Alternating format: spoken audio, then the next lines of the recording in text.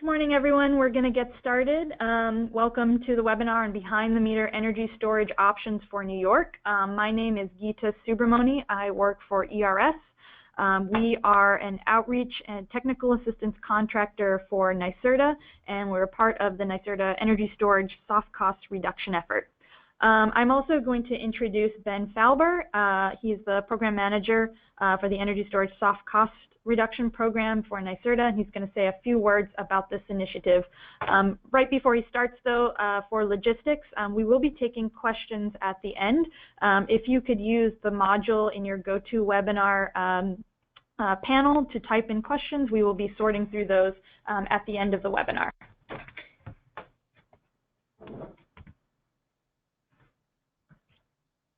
Great. Thank you, Geeta. So my name is Ben Falver. I'm a member of the energy storage team at NYSERDA. The energy storage team, it includes Tony Abate and Jason Doling. This presentation is really part of a multifaceted program that we're implementing right now, really to reduce distributed energy storage soft costs here in New York. When I say soft costs, these are the non-hardware costs that include permitting, interconnection, customer acquisition, business model and revenue uncertainty, and possibly a lack of confidence in the technology performance or the revenue that can really influence what it costs to finance these systems. So our program is being developed with two main investments. One is this team, this soft cost reduction team, and our demonstration project funding opportunity. I'll start with the second one on the top right there. That's PON 3541. That's our value stacking pilot project solicitation. There we're really looking to find projects and fund projects that reduce costs and increase revenue and create a cleaner and more resilient grid while serving multiple stakeholders, whether it's customers, the utility, and or the wholesale market. And when I talk about serving multiple stakeholders, that's where value stacking comes in. It's providing multiple services for multiple stakeholders. Ideally, projects will have the potential to be replicable and serve to meet system needs. They'll have the potential to be scalable. There's a 50% cost share max, and funding is available for feasibility studies. These are bellwether demonstrations that are meant to support the grid we're creating under New York's Reforming the Energy Vision initiative. We're going to validate the field performance of these energy storage systems and pass any lessons on that we learn through deploying real-world projects. The other thing here is to create this team. And what we're trying to do here is reduce soft costs, those costs that I mentioned at the top, by 25% in 3 years and 33% or more in 5 years. I'll kind of go around this grid of entities that you see here. First, led by NYSERDA with assistance from CUNY, the City University of New York, a lot of work has been done. And this might be a question on the top of your mind right now on streamlining the permitting process here in New York City for advanced energy storage systems. The focus initially is on outdoor permitting with a main focus on lithium-ion technologies. Guidance on that should be revealed shortly, and we'll keep you up to date on that. There's going to be a siting webinar. There's going to be more information coming on that.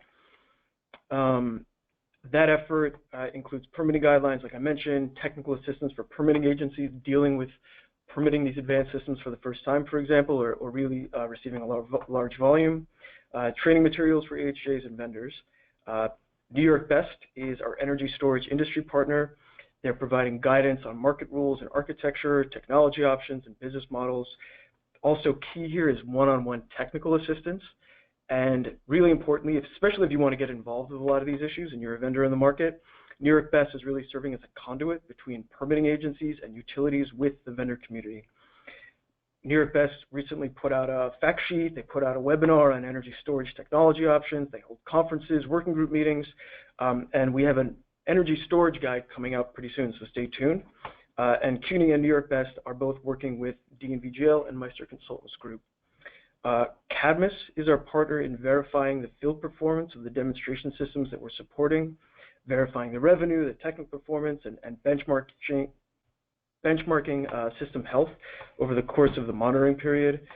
You'll see case studies, public displays in real time, and more information on energy storage business models from these real-world installations that can really support whether it's a customer, a financial institution, a policymaker, and those projects are coming out of that PON 3541, and we're also incorporating some voluntary projects.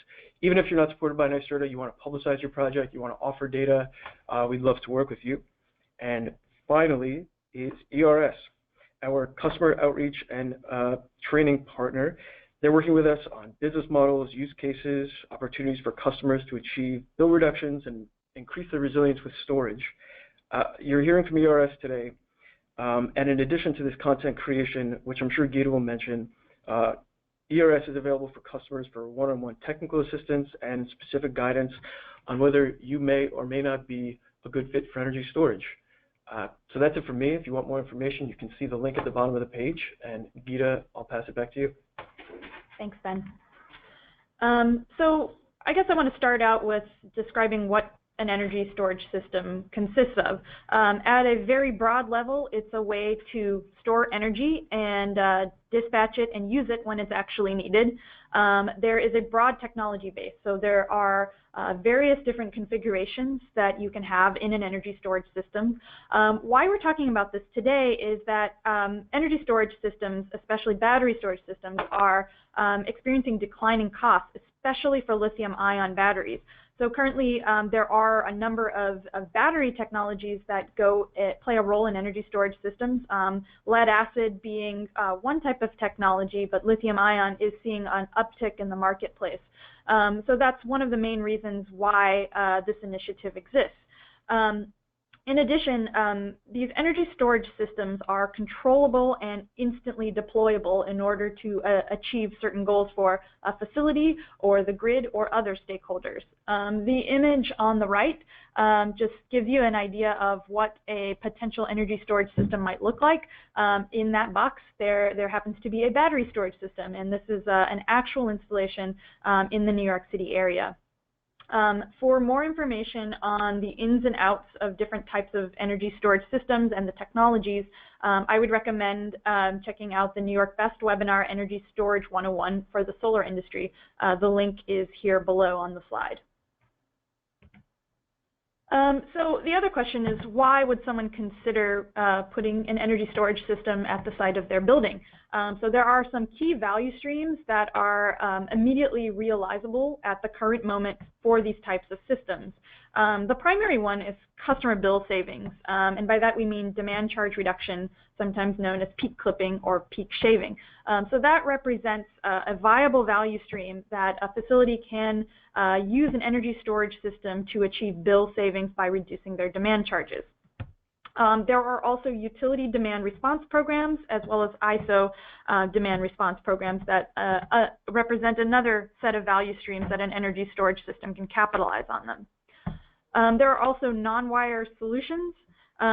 These are areas that a utility has identified where the utility will incentivize load reduction by certain customers in order to defer network upgrades in those particular areas. We'll get into that a little bit later. Resiliency is another driving factor that could go into the decision for implementing an energy storage project. I put an asterisk by this particular line item, this bullet on this slide. For building level resiliency, it's important to be clear. There's a lot of different terminologies and meanings in that space. If you're looking to ride through a week-long or several-day outage, similar to what many customers experienced during Superstorm Sandy, an energy storage system might not play a role there. However, these types of systems can power mission-critical building infrastructure in order to evacuate or ride through a certain period of time, maybe on the order of magnitude of a couple of hours. There are a number of other value streams. One in particular is solar plus storage, which we're not going to get into the details of that today. There will be future webinars. I think one of the main takeaways is that there's so many different configurations and usages for energy storage systems that describing the value streams would take many, many hours. So for this particular webinar, we're going to really focus on customer bill savings through demand charge reduction through using a standalone energy storage system. So in order to understand the value stream that demand charge reduction can achieve by using an energy storage system, it's important to understand demand charges. At a high level, a demand charge is a cost determined based upon the highest level of electricity required at any one time during a billing period measured in kilowatts. So this is different than a facility's usage, which you are billed by kilowatt hour. In this case, this is a different metric determined by a rate of electricity usage for a particular facility. There are a number of different ways that the utility assesses demand charges. There are standby rates as well as standard rates, including a monthly or a time of day standard rate. Most customers are on the monthly standard rates or time of day rates. For standby rates, that typically requires a generation source, such as CHP or fuel cells, and a facility, if they implement this type of distributed energy resource, can opt to go on the standby rate. The main takeaway here is that an energy storage system can decrease demand through strategic dispatch. So I really like this image. It was developed by NREL, and I think it successfully diagrams the differences not only between your usage, your kWh, and also your demand charges, but shows at a high level how a storage system can affect peak demand for a facility. On the left, you see building A, which has high energy consumption, represented by the yellow boxes, and high peak demand. Building B happens to have the same peak demand as building A. However, their usage, their kWh, is much lower because in the morning they do not use as much, and same as at night. However, at midday, they're using a lot more and drives up their peak demand.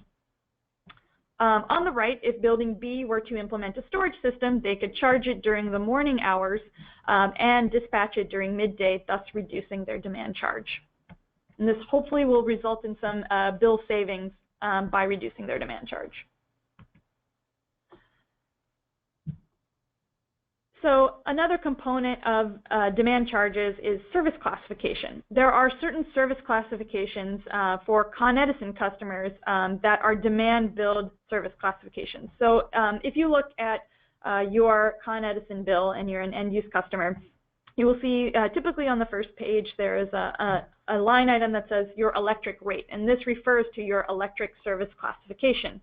EL9 is an example of a demand billed service classification. That's general, large. Many large commercial and industrial users are on this particular service classification. Other demand billed service classifications for electric rates are EL5, EL8, EL9, EL12, and EL13. There's a lot of them. Most commercial industrial users would be under EL9. There are other demand billed customers such as multifamily residential, and they are reflected in the various rates depending on how the building is metered. So if you are a demand billed customer, and let's say for the sake of argument you're on service classification EL9, there's a couple of different ways that I mentioned earlier that you might be assessed demand charges by the utility. The standby rate, which under EL9 is rate 4 or 5, typically goes with a generation source at the site. Most customers are probably not on this rate just because it does require a generation source. Most customers are on the monthly demand charges. I will mention too that if you are someone that is implementing an energy storage system, you might have the option of changing your demand rate structure, so that is a possibility. So most customers will be on the monthly demand charges, and there's two different ways primarily that a customer might be assessed demand charges under the monthly demand charge structure. First, there's a fixed monthly demand charge, and that's rate 1 under service classification EL9. So this way of assessing demand is pretty straightforward. The utility looks at the demand at all hours of the month, and when the facility reaches its peak demand, they multiply that by $1 rate per kW, and that is the monthly demand charge. So that peak demand can happen at any time during the month at any hour. The time of day demand charges are assessed a little bit differently. Under service classification EL9, that is rate 2 or rate 3.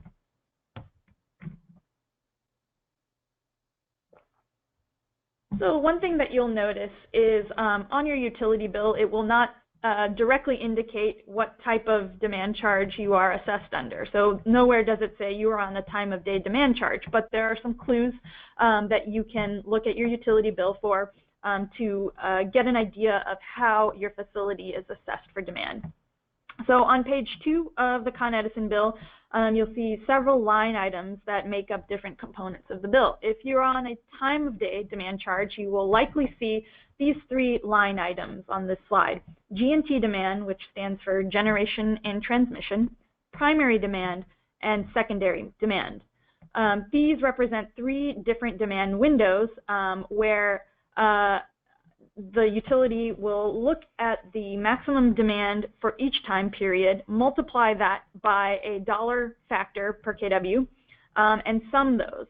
So the demand charge for each time period will be determined by multiplying the maximum demand for the respective time period by the rate applicable to the demand for that time period. The total demand charge will be the sum of charges for each of those time periods. So looking at the example on this slide, the image on the right shows a load profile for a particular facility. It looks like their peak demand is about 660 kW, and it looks like it's at about 5 p.m. So their peak occurs in all 3 demand windows. So in order to get their monthly demand charge, they would multiply the peak kW, 660, by the rate available for the G&T demand window, and also the primary demand window and the secondary demand window, and sum all of those. One of the key takeaways from this is that demand charges make a substantial portion of a facility's utility bills. And even if many facilities will see a peak that coincides with all 3 windows, but there are certain facilities that peak at different times.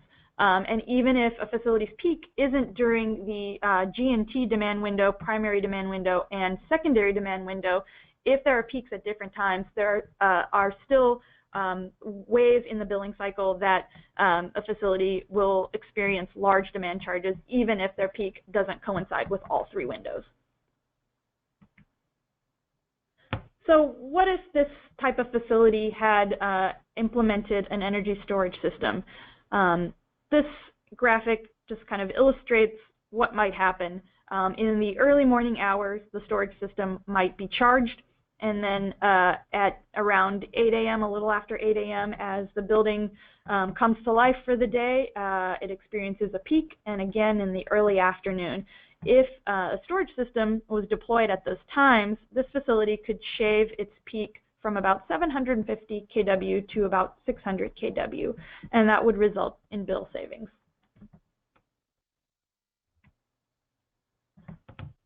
So let's look at an actual case study. This load profile is from an industrial customer in Con Edison territory. And this is a summer weekday for this particular customer. As you can see, the early morning hours, there's relatively low demand, and as the facility starts operating, machinery is coming online, the facility reaches its peak on this particular day of about 2200 kW in the middle of the day. So what if this particular customer modeled the effects of an energy storage system on the building's load? So this diagram shows the effect of a 400 kilowatt hour battery on the building load for this building on a summer weekday. It's a little hard to see here, and it looks like a very small amount, but the facility loads were cut in the middle of the day, resulting in some peak shaving, which ultimately reduced customer billing for that particular month. So we'll take a little closer look. So if we zoom into that peak in the middle of the day, you can model the effects of different size battery storage system in this case, or energy storage systems, on the loads. And you could see that by deploying the storage system at certain hours of the day, a certain amount of peaks can be clipped off of the demand profile for this facility. So one of the things I'll mention for this hypothetical case is that we did use actual data. This facility had interval data where the utility is able to look at demand at a 15-minute interval. There were a couple of other assumptions that we made too. This is using historical data from 2013 and 2014. The modeling of storage systems of various sizes assumes that the past performance of the facility remains the same in the future. The other assumption that we made in modeling the effects of different storage systems on the load of this facility is that the algorithm that controls the dispatch of the storage system it has perfect knowledge. It knows exactly when the facility peaks are going to happen in order for it to tell the storage system when to dispatch and when not to. So if we look a little bit closer at annualized savings for this particular customer, as you see various sizes of in this case, the energy storage system was a battery storage system, from 100 kilowatt hours to 400 kilowatt hours. You see that there are a range of annual savings in dollar values resulting from demand reduction on the utility bill. So having modeled this for 2 years, the simple payback for storage systems in the size range of 100 kilowatt hours to 400 kilowatt hours range from about 3 years to a little over 6 years. And this is, the savings are a result of bill savings alone. There are no additional incentives applied to this particular case. So this is a really great example of an industrial customer that could really see great value from implementing an energy storage system.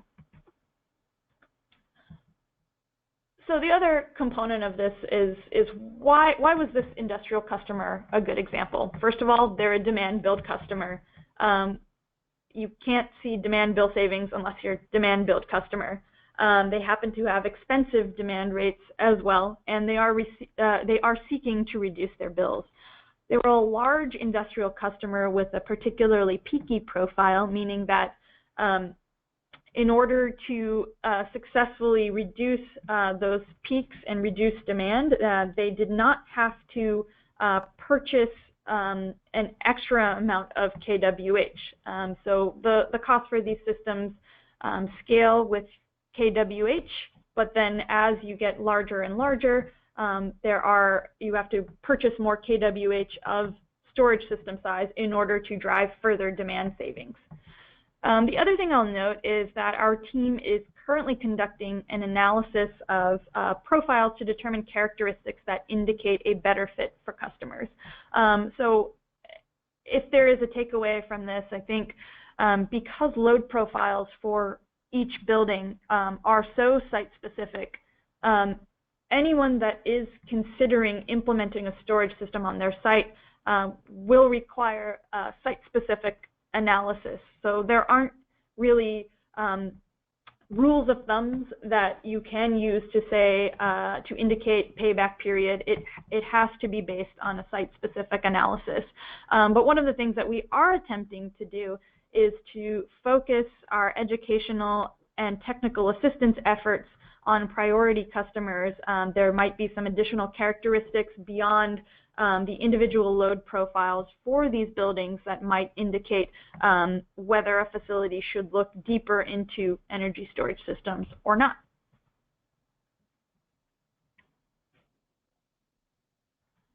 So there are a number of other potential revenue streams.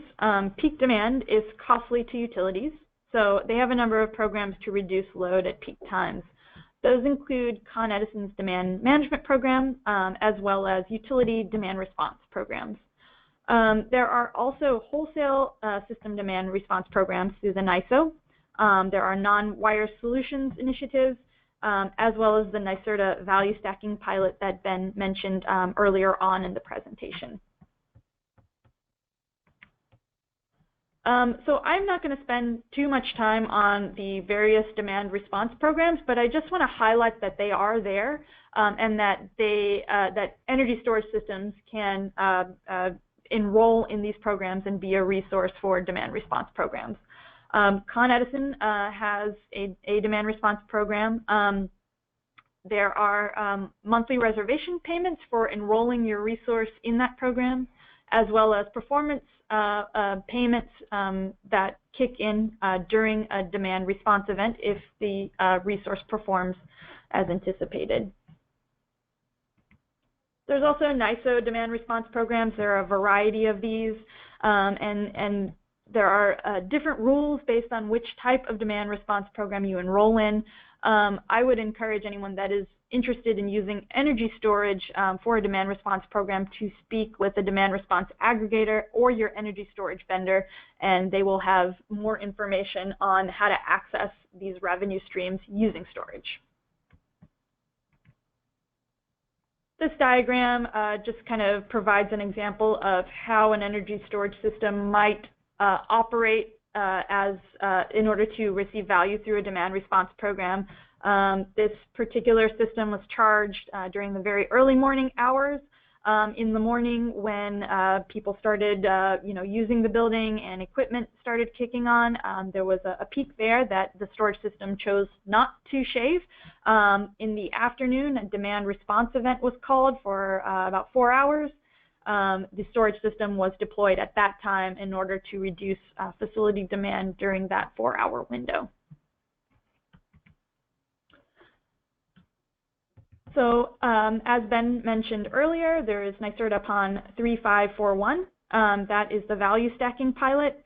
One thing I'll mention here is that, we talked a lot about demand charge mitigation by using an energy storage system. And then we briefly mentioned demand response programs. So at the current time, the way that we modeled our case study, it was for using an energy storage for demand reduction. If a facility wanted to do both demand reduction on a daily basis and also enroll the energy storage system in a demand response program, that's a good representation of what NYSERDA means when they are talking about a value stack. It is not as easy as saying, oh, I'm going to deploy my energy storage system on a daily basis for demand charge mitigation, and then whenever a demand response event is called, I'm going to participate in that. There isn't there's a number of factors that have to be optimized in order to drive the maximum value out of doing both at the same time. And this is an initiative to kind of get more information on what that might look like in order to make replicable business models. So NYSERDA is seeking projects that demonstrate energy storage business models that stack 2 or more value streams. Currently, NYSERDA is accepting concept papers. If a potential project makes it through the concept paper round, there is funding for feasibility studies as well as funding for implementation up to 50% of project costs. The NYSERDA Energy Storage website has full details on how to submit concept papers to this particular program. I also want to make mention of some additional Con Edison opportunities. As I mentioned earlier, NonWire Solutions initiatives are ways that the utility can incentivize load reduction at facilities in certain networks in order to defer upgrades there. I think the Brooklyn Queens Demand Management Program is probably the most well-known NonWire Solutions initiative. Currently, there are some additional networks that are open for proposals. They are the Water Street Cooling Project, Williamsburg Feeder Project, and Plymouth Street Cooling Project. These are the ones that are currently available. As other networks are identified for load reduction, those will be coming online, and I encourage everyone to look at the Con Edison website for those. And there's also a New York Best Utility Program webinar this Thursday that will be discussing NonWire Solutions. So currently for these 3 particular NonWire Solutions initiatives, proposals are due January 12th, 2018. Energy storage could play a very real role here. There's also the Con Edison Demand Management Program. This is an auction for performance-based payments with preference for projects requesting lower dollars per kW. The ceiling for 2019 battery storage projects is $13.50 a kW. The 2019 Auction B application deadline is March 1st, 2018. And again, energy storage can play a role here. And finally, so I think one of the major takeaways from this webinar is that considering energy storage isn't an easy decision as it is. There are a number of configurations, there are a number of different value streams, and part of our role at ERS here is helping customers and other stakeholders understand what the value streams could be for their facility if they were to implement energy storage technologies. We provide general education and presentations. In addition, we provide technical assistance, including some site-specific high-level preliminary screening for technical and financial potential for energy storage systems at buildings. If merited, we're available to do site visits and walkthroughs to identify site-specific installation barriers. Overall, we view ourselves as kind of a clearinghouse for information for customers who are interested in considering energy storage, and we're happy to answer questions about the technology, the value streams, and feasibility for potential customers, as well as provide advice and suggestions for available utility program support, including Con Edison programs and also the NYSERDA pilot program. We're also available to talk through vendor proposals and provide comparisons. Our role is to provide useful and actionable information so that stakeholders in the space can make the best, most informed decisions about implementing energy storage. So again, considering energy storage can be a complicated proposition, but there are many other resources available to those who are considering this type of project. First of all, the NYSERDA Energy Storage Program website has a lot of additional information, especially on the value stacking pilot program. New York Best provides storage vendor assistance. Bill Acker is the contact there. And CUNY is working on siting and permitting issues with authorities having jurisdiction, and TRIA case is the contact there. So with that, I'd like to conclude. My contact information is on this slide, as well as some other members of my team. So we encourage you all to contact us if you are considering energy storage. We're happy to provide additional information and talk through various options. I will be sending out this slide deck at the conclusion of the presentation. We'll also have a recording available afterwards as well.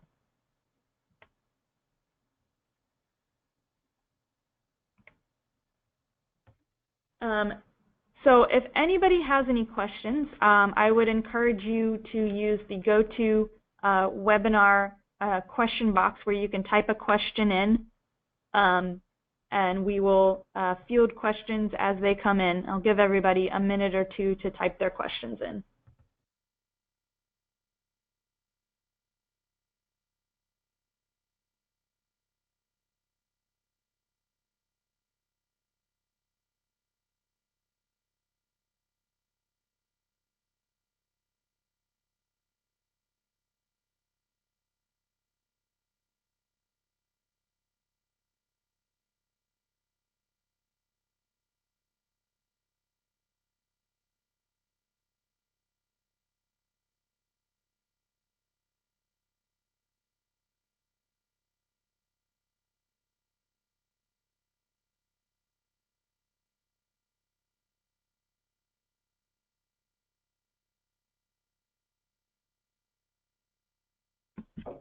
So one question came in. What is your view on current FDNY prohibitions on lithium-ion technology? So this is Ben Falber again from NYSERDA. On that question, lithium-ion technology has been permitted in New York City. Initial installations have received permits, particularly from certain NonWire Solutions installations. NYSERDA and CUNY are working really closely with FDNY on a regular basis to streamline those requirements. Like I mentioned before, further guidance is coming out. We're working with New York Best to put together a webinar on siting energy storage and what those regulations look like. So as clarity increases, we will be providing more and more information, but certainly don't think of the New York City area as a place where lithium-ion is being prohibited. It definitely isn't. And there are also opportunities throughout the state, whether in Westchester, Long Island, and other NonWire Solutions opportunities where you're dealing with different municipalities, different building codes. So as far as permitting goes, it's not a deal breaker.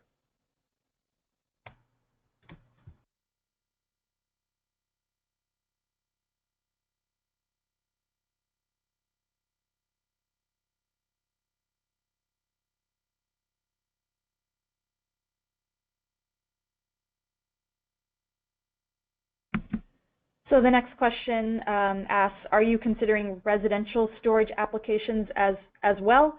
I think the broad answer is yes. If they are demand-billed customers, they're probably likely to see more savings on their bill through implementing an energy storage system, but it's worth a look at all types of facilities. So that's something that we can work through options on.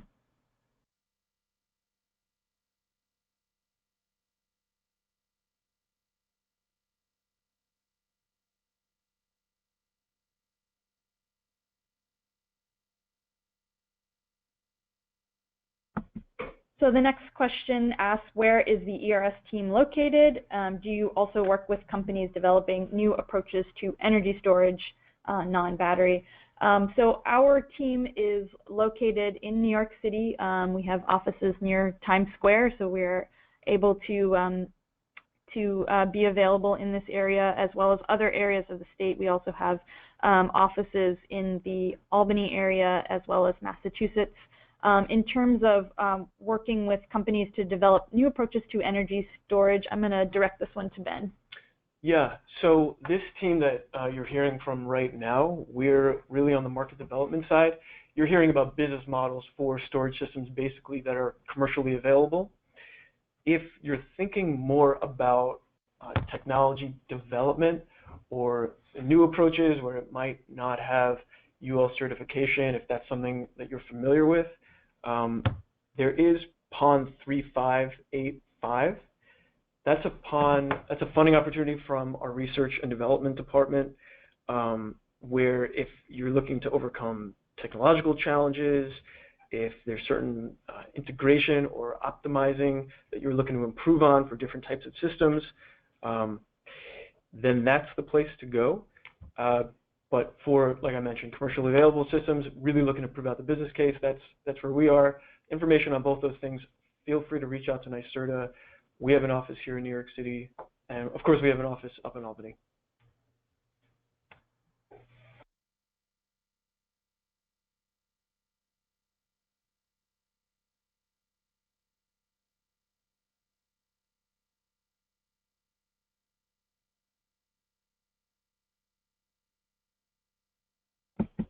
The next question, what are NonWire Solutions again?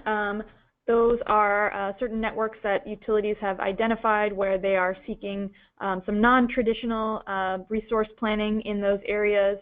They're incentivizing a variety of different types of measures in those areas to reduce demand, typically customer-sided solutions. There could be others as well in those areas that are grid constrained. And there are particular networks, especially in Con Edison's territory, where that is available. And if you search the Joint Utilities of New York, they put together a great website that has a list of all the NonWire Solutions procurement opportunities. These are really like deadline focused. You have to get in because they have a certain kind of constraint they're looking to resolve in a certain amount of time, and they're looking for alternative resources to what they traditionally invest in. So if you look at that website, it's all listed there, and those things are increasing all the time.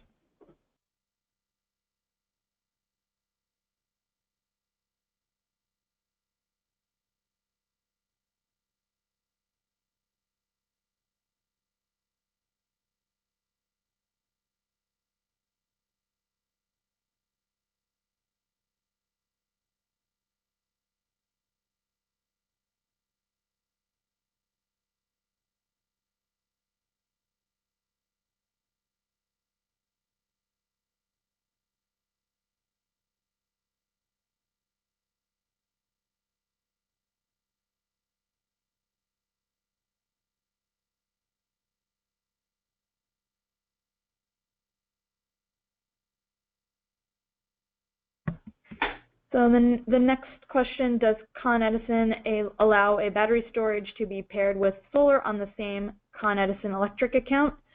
I think this is very much a case-by-case situation, depends on where the customer is on Con Edison's network. The other thing I'll mention, it might be different if you're using it just for resiliency or if you're using it for load management, or I know we didn't get into it on this webinar, if you're pairing solar plus storage to access the value of distributed energy resources tariff value. There you're going to be dealing with, like Gita mentioned, case-by-case interconnection requirements. New York Best, we're working actively with them on those interconnection issues. Some of that's addressed in that energy storage values fact sheet. More of it's going to be addressed in the energy storage guidance document that New York Best is putting out. But most of all, it's going to be addressed with one-on-one conversations that you have with us. The next question, does ERS have a list of customers that are actively seeking energy storage solutions, and can you provide this to energy storage system providers? So currently we don't have a publicly available list, as it were, to share with system providers. We are working through providing technical assistance to customers that we think could be best fits. This is something that we have to kind of work to prepare customers to receive messaging from vendors, and that's our primary way forward. In addition, because we are contracted to NYSERDA for this work, we are a third-party neutral resource, so we do have to be vendor neutral in this case.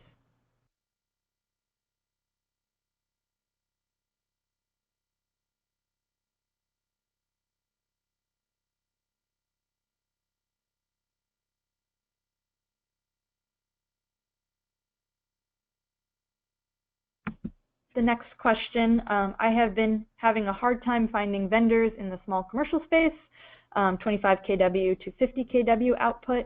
Do you have a preferred vendor list? How have they been vetted? So I'll take on that one. In terms of a preferred vendor list, the answer is no. I know that's something that is it's a common approach. NYSERDA has taken on that approach with CHP. We've taken that approach on with solar. With storage, it's a relatively new program. It's a very new space. There's a pretty small group of active vendors currently working in New York. We recognize that that's a need. It's a question that comes up just both internally and externally. So the best I can tell you is we're working to really resolve and handle that question. And in the meantime, we're always available, and ERS is available to just give you some objective information about who's installed energy storage systems in the United States, who's installed in New York, what kind of products they offer, and other neutral third-party resources, and that's what we can provide, at least in the near term.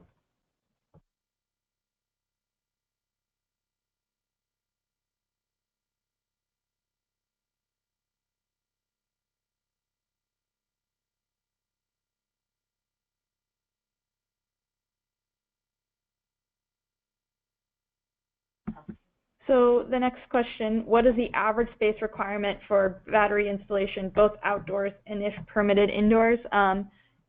The short answer is that it depends on the battery size. Kind of looking back at the photo I showed earlier on, it could be as big as an entire shipping container, maybe half that, depending on how big of a battery you do want to install. But I would say that a shipping container could be a good metric or frame of reference for how much space these types of systems can take up.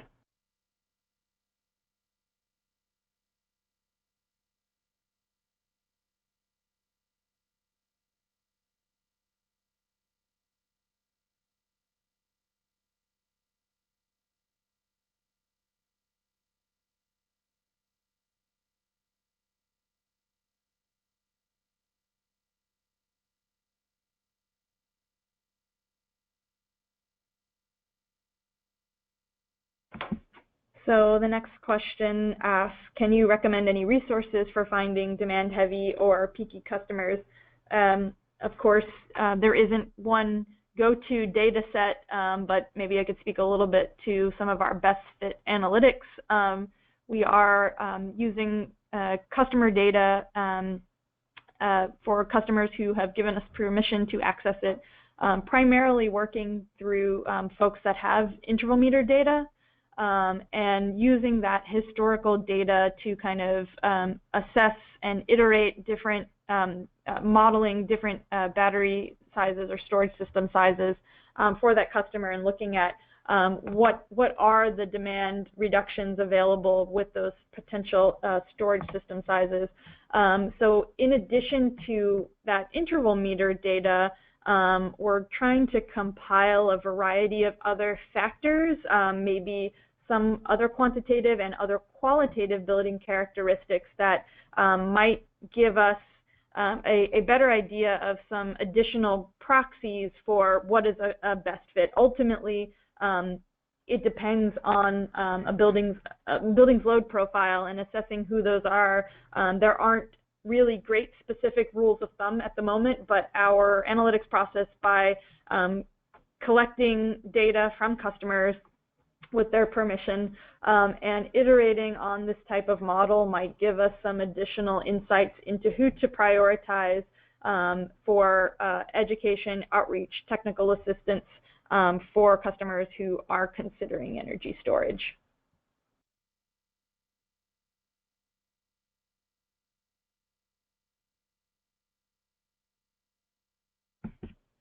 This is more of a comment from New York Best. New York Best will be making a document available about which NonWire Solutions solicitations are best for energy storage next week during their webinar. I would encourage everyone to visit the New York Best website for more information on how to sign up for that webinar.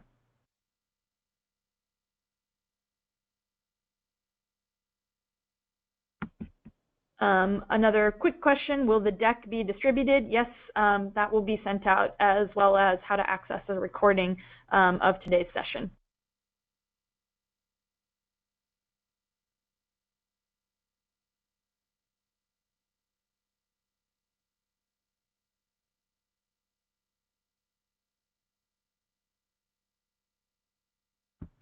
Next question, similar to a CHP calculator tool from the DOE, are there any tools available to better understand the applicability of energy storage? So right now, the only tool that's available, well, there is available a tool with DOE. Some vendors have tools out. NYSERDA has not created a tool to model demand charge management for energy storage. On the New York Sun website, if you're thinking about the value of distributed energy resources tariff, there is a tool that a firm called E3 put together.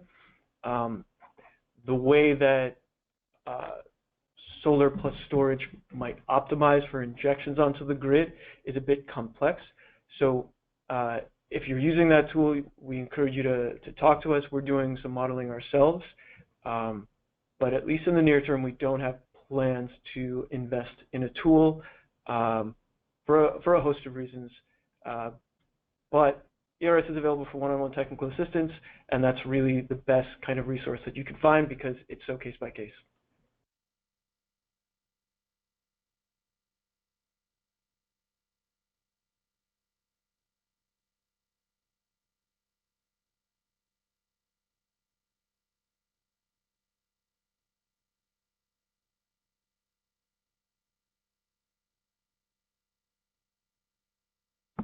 Next question, do you think that widespread implementation of battery storage systems can have a positive effect on the efficiency of existing utility generation? So I'll field that one. I think there I'm going to take a high-level approach. And this is something that you might have caught in the headlines, and I'll just address it here, that a new law was passed in New York. It was signed by the governor of New York, Governor Cuomo, for the Public Servants Commission to investigate and set a target for 2030. This is an energy storage target. And in advance of that target, NYSERDA is working with DPS staff to identify current and anticipated electric system needs that storage is uniquely suited to address. levels of energy storage to meet those needs while providing a net benefit to ratepayers, and strategies for market-based policies and market interventions consistent with REV to build storage in New York State. So to this question here, we're going to identify ranges of cost-effective energy storage that can meet system needs as we're getting closer and closer to 50% renewable generation by 2030 and a 40% carbon reduction from 1990 levels in 2030. So the effort is on, and we'll be answering that and many more questions related to that topic.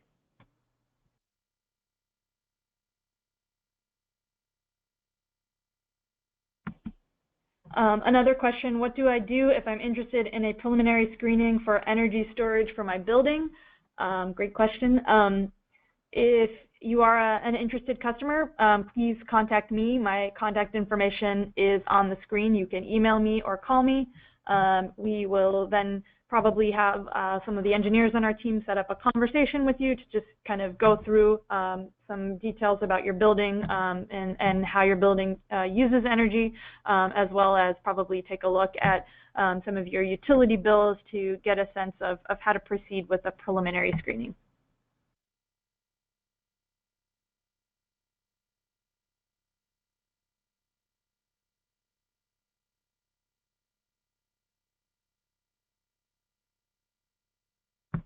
Next question, if a property manager wants to hear from battery storage vendors, will the ERS NYSERDA teams direct them to solution providers? So again, you know, we're here to provide third-party neutral information. If a facility has been approached by a storage vendor, we're happy to talk through what those proposals entail to help folks understand what's in them and comparison points. So we're available to kind of provide neutral third-party information, and there isn't necessarily an approved vendors list, as it were.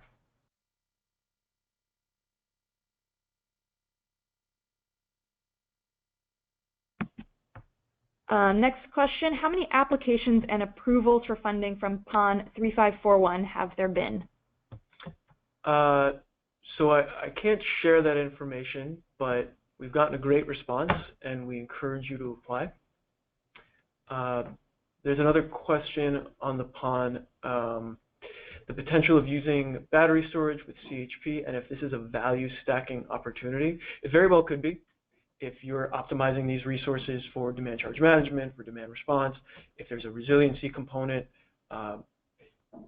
certainly that could be a value stacking opportunity, and we encourage you to apply. Of course, the PON is only going to cover the storage-related components of that installation.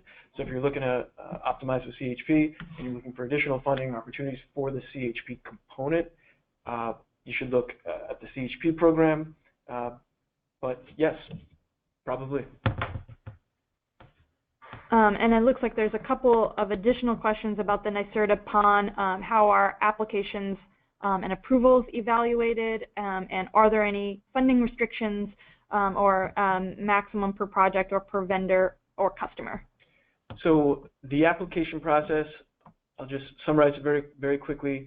We're looking for a 3 to 5 page concept paper that gets evaluated. If you score high enough, you'll be invited to submit a full proposal for a full demonstration. If you score not quite that high, but still high enough, you'll be invited to submit a proposal for a feasibility study. And the proposals for the feasibility study and or the proposals for the full demonstrations will go through a technical evaluation panel. That's where you get this peer review, where you have internal staff and external staff reviewing proposals where we decide whether or not to fund it, and then we work with you on the whole contracting process. But that initial phase, that concept paper phase, we did it because it's just very efficient, it's streamlined, and you'll get feedback relatively quickly. Also, I really encourage you to not necessarily wait until you actually submit the concept paper. Feel free to talk to us before you actually put anything down in writing and put in the work. We're happy to work with you on any of your ideas. Oh, and the funding cap. The answer is no.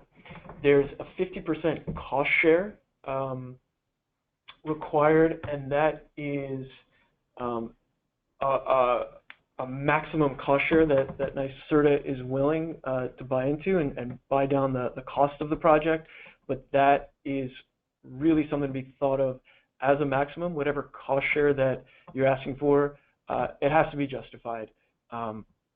Really describe exactly where the missing money is, the kind of revenue you expect, and why NYSERDA's funding can take you over the line for whatever barriers you're looking to overcome.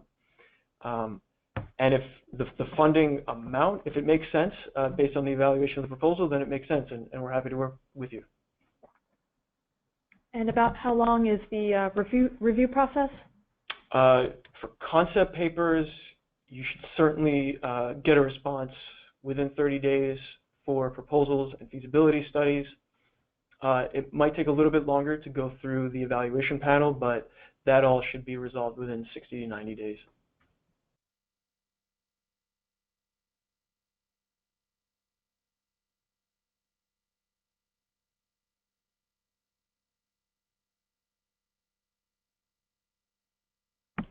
So the next question, how do I get interval data for a customer? That, of course, comes with customer permission, so you have to work through them to access their interval data.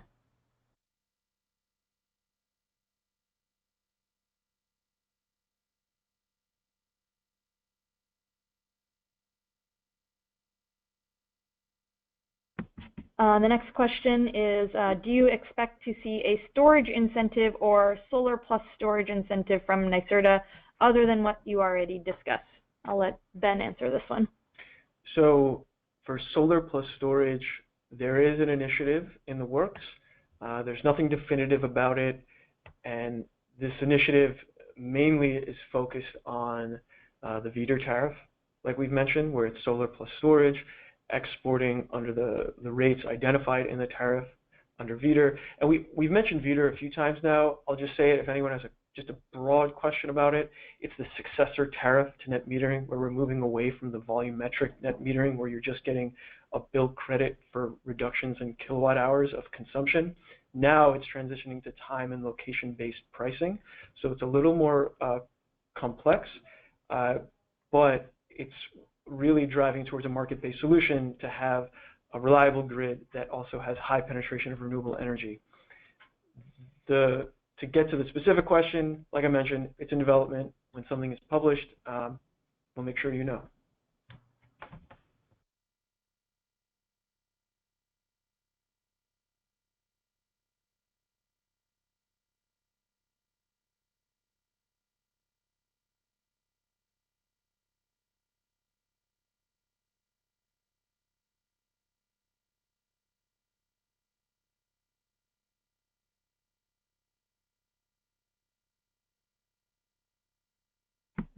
So the last couple of questions have to do with permitting. Do you anticipate permitting for indoor lithium-ion installations, and general questions about the permitting rules? So right now the focus is on outdoor permitting. What outdoor means is something that is going to get a little more clarity. So for now, indoor permitting is something that's going to be dealt with in the future. When we have better guidance on that, we'll certainly be providing that guidance. But like I mentioned, I don't want to discourage anyone from thinking too much about indoor permitting of advanced battery systems in New York City, when there are opportunities for outdoor systems in New York City. There are opportunities in Long Island and Westchester. There are opportunities throughout the state through NonWire Solutions opportunities.